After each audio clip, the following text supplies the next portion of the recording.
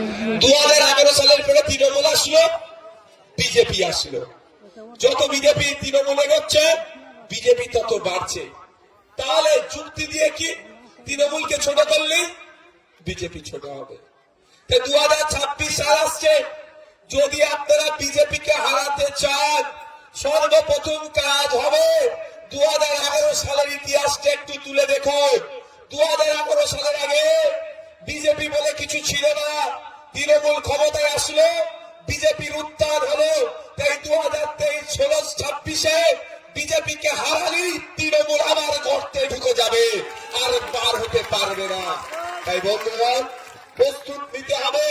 যারা ভাবছেন বিজেপি তৃণমূলের অত্যাচারে বিজেপিকে ভোট দেব, তৃণমূলের অত্যাচারের হাত থেকে বিজেপিকে বাঁচার জন্য বিজেপিকে ভোট দেব, আমি তাদেরকেও বলবো মুদ্রার এপিঠ আর ওপিঠ। একটা দলকে হারাবেন, অন্য দলকে নিয়ে আসবেন, ওদের মধ্যে সেই একই হবে। কারণ আমরা ভুলে যাচ্ছি না তিলোত্তমার বিচার, চাকরি চোর, কয়লা চোর, বালি চোর, গরু পাচারের মামলা এখনো চলছে। তদন্ত ভার কেন্দ্রের সরকারের এজেন্সির হাতে আছে, তারা কিছুই করছে না।